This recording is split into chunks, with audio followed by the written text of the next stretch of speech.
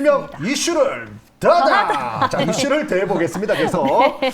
자, 사실 정말 힘든 나날이었습니다. 지난 6월 지나가고 나서 7월 증시 전망에 대해서 저희가 한번 해볼까 합니다. 네, 수난의 6월이 지나고 7월 증시 전망은 어떨까요? 라는 네. 주제로 이야기 한번 나눠보도록 하겠습니다. 일단 우리 교수님, 네. 뭐 어떻게 보면 이쪽에 특화되지 않았을까라는 생각이 좀 듭니다. 예, 제가 이쪽이 전문입니다. 네. 네, 네, 어떻게 전망을 보세요? 너무 잘 하시니까 네. 6월은 너무 힘든 나날이었습니다. 사실 6월 잘 갈 줄 알았거든요. 네, 네. 근데 7월 증시는 어떻게 보십니까? 7월도 FMC가 녹록치가 않아요. 맞아요. 자이언트 네. 스텝 많이 얘기가 있는데 어떻게 보고 계십니까? 아, 저도 7월까지도 증시가 녹록지 않을 것으로 네. 보여집니다. 그래요? 네. 일단 첫 번째로 이제 금리 문제부터 말씀을 드릴 수 있을 것 같은데요. 우리나라 금리가 이제 우리나라에서도 진짜 사상 유례 없이 0.5%포인트 인상을 지금 거의 어떻게 보면 예견됐다 이렇게 말할 정도인데요. 그 이유를 간단히 말씀드리면 네. 미국에서 중립금리라고 해서 경기가 너무 좋거나 나쁘지도 않는 수준의 금리 수준이 2.3에서 2.5 사이를 대부분 전망합니다. 연준 의장들이요. 그런데 아직까지 거기에 못 미쳤었죠. 그러니 이번에도 연준에서는 0.75%포인트 가까운 금리 인상이 거의 예견되어 있어요. 그런 상황에서 지금 미국의 금리라는 것은 어찌 보면 물가를 잡기 위해서 이미 금리 인상이라는 약을 먹은 게 아니라 약이 배송되고 있는 겁니다. 아. 예, 아직까지 기준금리 수준이 물가를 잡을 수준까지 못 미친 상황이니까요. 네. 그런 상황에서 미국이 이렇게 고강도의 금리 인상을 계속 연이어 단행할 경우 우리나라 중앙은행의 금리와의 기조 차이가 워낙 커지게 될 수밖에 없습니다. 이걸 막기 위해서 우리나라에서도 0.5%포인트에 가까운 금리 인상을 보일 것으로 예상되는데요. 무엇보다 이렇게 금리 인상이라는 건 주가 지수에 커다란 악영향이 될 수밖에 없고요. 또 한 가지 한국은행에서 농축수산물과 관련된 물가 인상 보고서 등을 이례적으로 발표한 바 있습니다. 그러한 것들을 발표했었을 때 이미 하는 총재께서도 어느 정도 예고를 했습니다만 6% 가까운 물가 상승률을 지금 우려하고 있는 상황이다라고 말을 한 상황이에요. 네. 이렇게 물가가 잡히지 않는다는 것도 지금 경기 상황의 커다란 악재 요인이기 때문에 저는 이 커다란 두 가지 요소로 인해서 7월도 종합주가지수가 안 좋을 것 같다 이렇게 말씀드립니다. 제가 오늘 첫 출연인데 너무 안 좋은 얘기만 하는 그러니까요. 안 좋을 때 아이, 불러주셔가지고 지금 댓글에 그렇진 교수님 않습니다. 와서 분위기 다 잡혔다고. 죄송합니다. 이거 뭡니까? 좋은 얘기 하러 앉혀놨더니. 죄송해요. 네. 하지만 제가 좋은 얘기는 또 그러면- 이쪽에 나옵니다. 아이, 그 근데, 네. 반대되는 내용을 그래도 네. 말씀을 좀 드려보도록 하겠습니다. 다행입니다. 또 네네네. 반대 의견이 있습니다. 예, 둘 다 나와서 둘 다 안 좋은 얘기하면 채널 다 돌아가니까. 희망을 좀 주시죠. 예, 저는 또 희망적인 그래도 시장은 그런 것 같습니다. 이제 종목도 마찬가지지만 시장이 좋을 때는 상대적으로 호재에 민감하고 호재를 바라보고 또 시장이 안 좋을 때는 악재만 부각되는 게 어쩔 수 없는 시장이라고 저는 생각을 합니다. 이제 이번에 그 연준에서 금리 빅스텝을 하게 된다면 그리고 우리나라가 가계부채로 인해서 이 그 연준의 빅스텝을 따라가지 못한다면 이제 아무래도 한미 금리 역전이 되면서 네. 여기에 따라서 이제 시장을 안 좋게 또 보게 되고 또 그렇게 이제 생각하시는 분들이 또 상대적으로 또 많다라고 좀 생각을 합니다만 지금 이제 한번 자료를 좀 보시면은 네.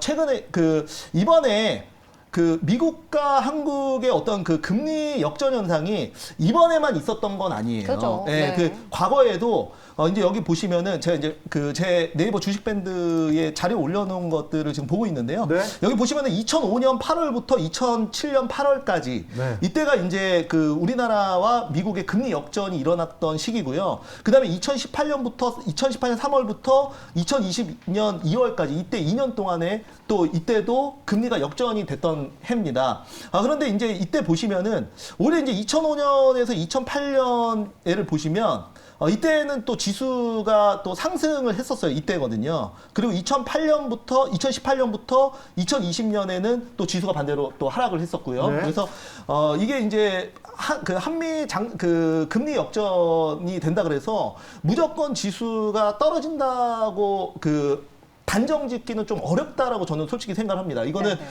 어떻게 보면은 지난 얘기지만은 과거에도 오히려 2005년과 2007년에는 지수가 금리가 역전된 상황에서도 가파르게 올랐다 이렇게 좀 말씀을 좀 드릴 수가 있겠고요.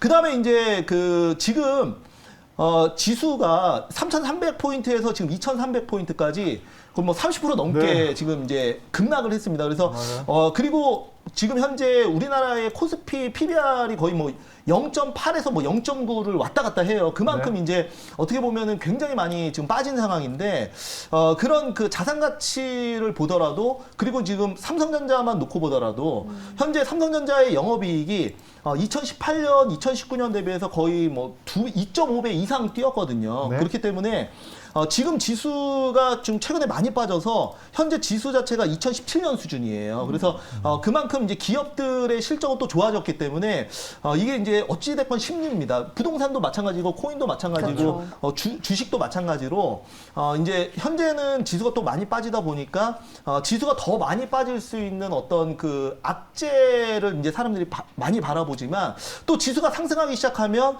올라갈 수 있는 재료도 저는 좀 충분하다고 좀 말씀을 좀 드리고 싶어요. 네네. 네. 좀 그렇게 말씀드리고 싶습니다. 네. 지금 사실 네. 말씀하신 것처럼 네네. 지수 레인지 자체가 네. 2200 후반선까지 지금 나오고 있는 상황에서 우리가 악재는 조금 더 민감하게 반응을 하고 호재는 네네. 좀 둔감한 시장이 이어지고 네네네. 있는 것 같습니다. 그 와중에 희소식이라 함은 사실 7월이 이제 시작이 됐잖아요. 네네네. 7월 함은 뭡니까? 실적인데 네. 실적에 좀 희망을 걸어보기도 전에 일단 마이크론에서 찬물을 끼얹은 것 같아요.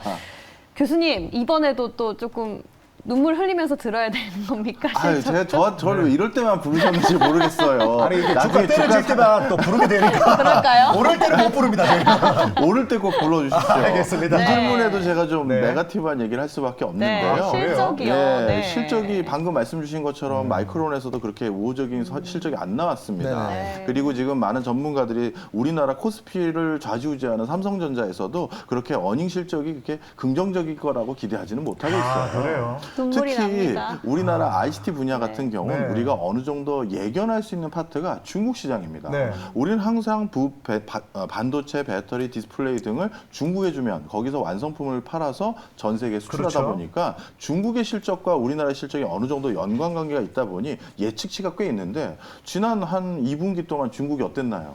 또 봉쇄해가지고. 그냥 봉쇄만 하고 네. 제대로 된 활동을 못했죠. 그렇죠. 그래서 중국 내부에서 많은 재고만 지금 쌓여 있는 상황입니다. 네. 그렇기 때문에 지금 실적을 우리가 크게 기대하면서 7월 증시를 긍정적으로 바라보기에도 좀 여러 가지 무리가 있다.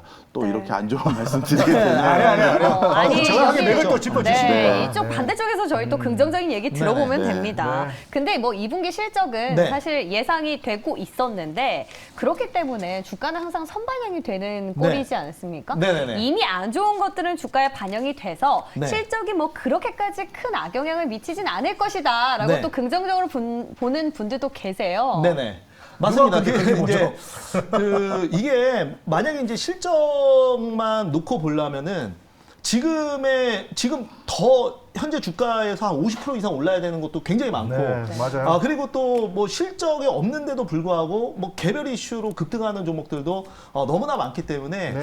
사실 지금 시장은 어떤 이런 밸류 그러니까 기본적 분석이라고 하죠. 이게 잘 들어맞는 시장은 사실 아니라고 말씀을 좀 드리고 싶어요. 네. 제가 이제 뭐 삼성전자도 말씀을 드렸었지만 지금 뭐 기업들의 실적 어느 정도 이제 뭐 2차전지 같은 경우에도 그동안 뭐 업황 좋다, 실적 좋다 했는데 결국은 고점 찍고 이제 수급에 의해서 빠지는 걸로 보이고 네. 그다음에 지난주까지 뭐 조선 같은 경우에도 실적 너무 좋다, 업황 네. 좋다. 앞으로 LNG는 지금 맞아요. 이제 우리나라가 싹쓸이 한다라고 지난주까지 그렇게 최선호 섹터로 했지만 네. 오늘 제일 많이 또 빠진 게 또 조선주예요. 무색하게. 네, 그렇기 맞아요. 때문에 참 그 사실 그 변동성이 너무 심하고 이게 어떻게 보면 좀 그 외국인 기관의 엿장수 마음대로 좀 그렇게 평가를 하는 게 너무 많기 때문에 단정 짓기가 좀 어려워요. 예, 그래서 네. 저는 그 제가 이제 그 주로 이제 방송에서 종목 교체도 의미 없고 그 다음에 지금 매도도 사실 의미가 없다고 많이 네, 말씀을 네. 드리거든요. 그래서 네. 요즘에 개인들이 반대 매매 나가거나 개인들 손절한 종목들 중심으로 또 빈집털이가 많이 들어가요. 그래서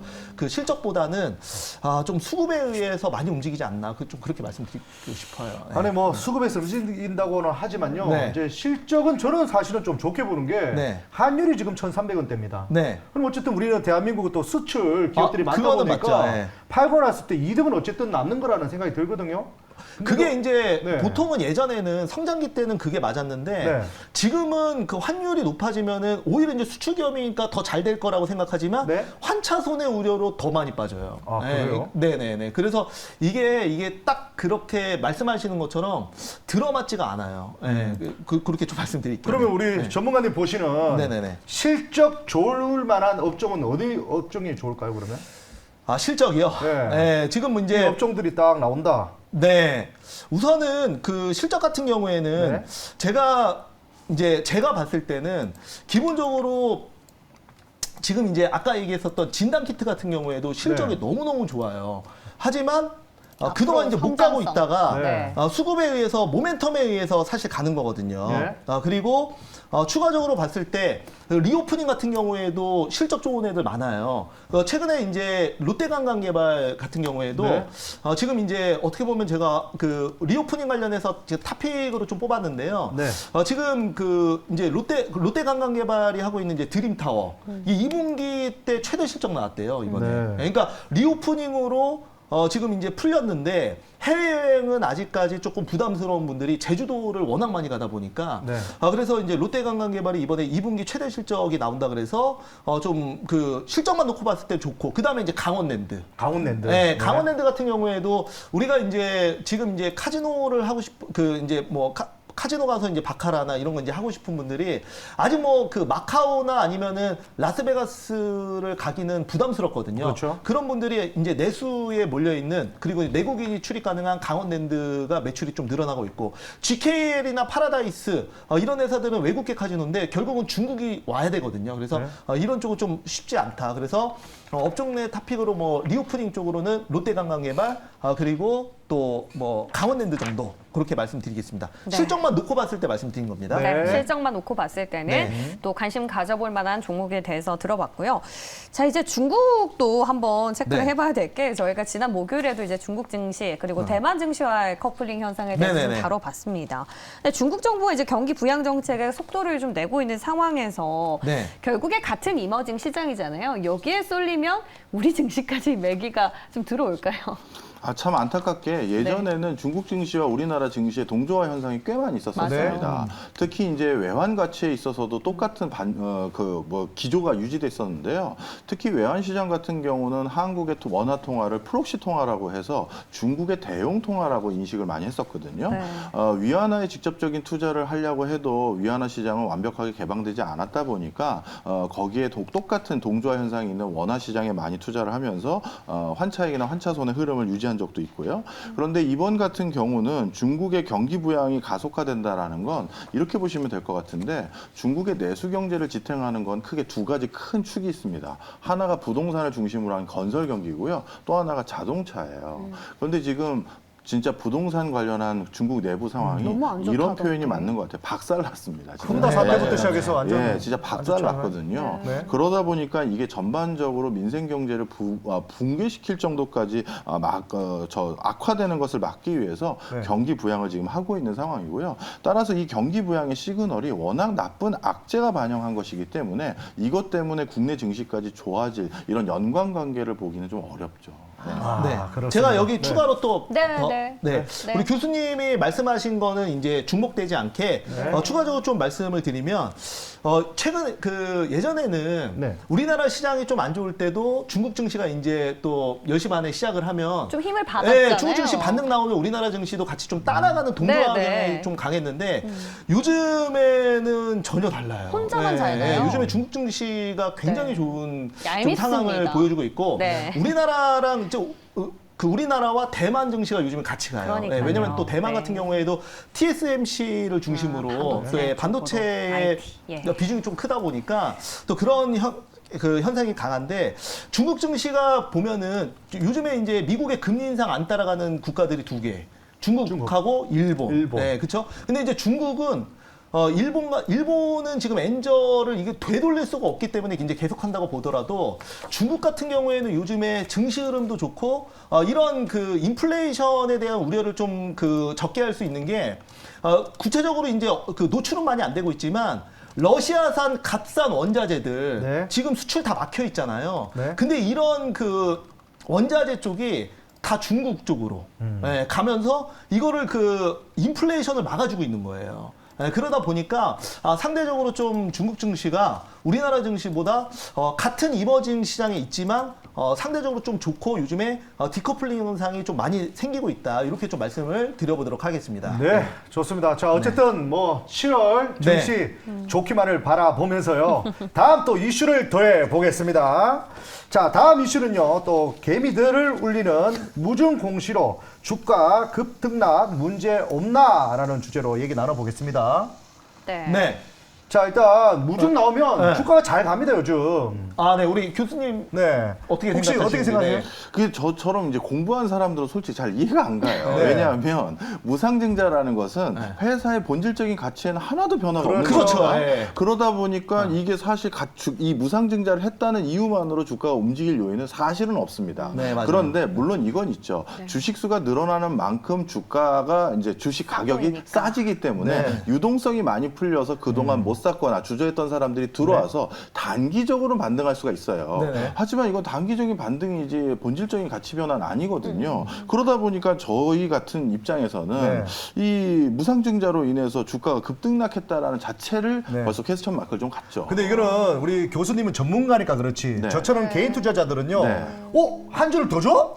두 주를 더 줘? 뭐 심지어는 한 주에 8개씩 준대요. 네. 근데 야, 이런 개념이에요. 예. 만약에 피자 한 판이 있어요. 네네. 근데 4명에서 먹어요. 네. 그럼 한 조각씩 먹어요. 그러면 나 한 조각이니까 그런데 그 피자를 8조각으로 나눠요. 네. 그러면 어떻게 돼요? 2조각씩 두 먹을 수 조각 있죠. 그렇죠. 근데 변한 거 있어요? 별은 하나도 없죠. 변한 거 없죠. 너무 하지만 조상모사네. 그런 개념이에요. 아니에요. 네. 근데 기분이 다릅니다. 그죠. 근데 느낌. 물론 이제 기본이 네. 다른데 기분이 다르기 때문에 그 아마 이제- 개인 투자자들 많이 네. 들어오지 않을까라는 생각을 그러니까 합니다. 증자라는 개념 자체가 네. 유상증자 같은 경우에는 주주 배정이나 제3자로 해서 외부에서 자금을 땡겨와가지고 주식수를 늘리는 개념이고 네. 무상증자 같은 경우에는 이제 회사에 남은 잉여금을 자본금으로 옮기면서 주식수를 늘리는 개념이니까 사실은 변한 게 없어요. 네. 근데 요즘에 보면은 무중에 무만 나와도 지금 급등을 하고 있는데 맞아요.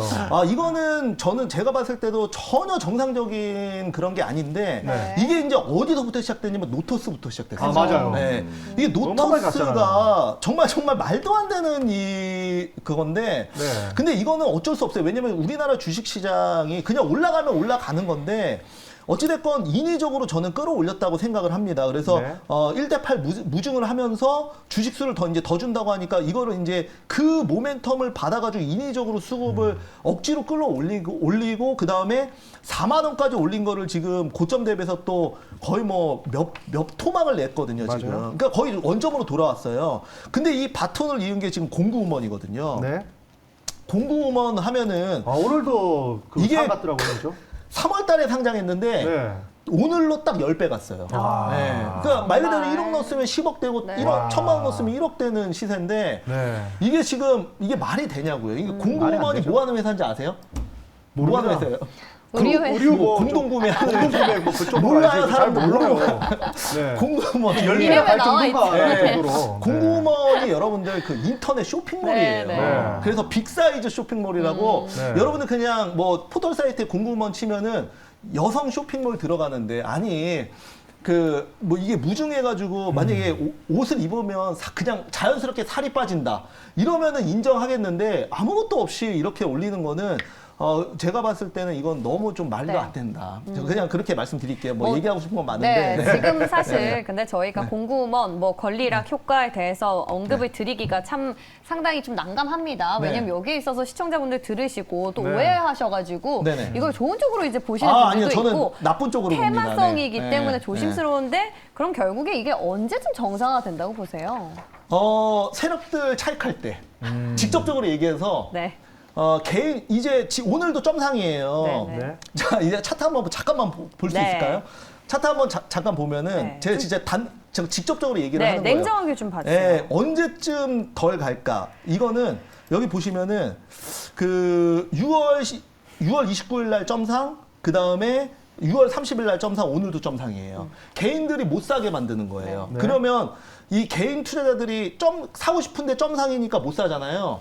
그러면 거래가 풀리는 다음 날 많이 사요. 그러니까 사람들의 이거를 자꾸 사고 싶은데 못 사게 하는 안 달라는 심리를 세력들이 그죠, 저는 그죠. 이용한다고 생각해요. 네네. 그러다가 거래 풀리면 개인들 사잖아요. 그러면 물량이 확 나올 수도 있어요. 맞아요. 그래서 무상 그 노터스가 그랬거든요. 그래서 이거는 언제까지 갈까는 제가 봤을 때는 뭐 이거는 어차피 기본적 구성이나 어떤 밸류로는 도저히 이해가 안 되기 때문에 이거는 그냥 딱 세력들이 차익할 때 세력들이 차익하려면은 개인들이 물량을 받아줘야 될 거 아니에요. 그래서 개인들이 매수가 좀 많이 들어올 때가 바로 이제 세력들이 차익할 타이밍이 아닌가. 그래서 아무튼 사지 않는 쪽으로 좀 말씀을 드려보도록 하겠습니다. 네, 감사합니다. 자, 이렇게 해서 이제 저희가 또 준비한 이슈를 다 여기서 마무리하도록 하겠습니다. 오늘 교수님 나와주셔서 너무 감사드립니다. 아닙니다. 오늘 네. 우울한 얘기만 해서 정말 네. 죄송합니다. 다음에 장 올라서면 또 와주셔야 알겠습니다. 됩니다. 그때 네. 꼭 오겠습니다. 네, 감사합니다. 고맙습니다. 고맙습니다. 감사합니다. 네, 안녕히 가세요.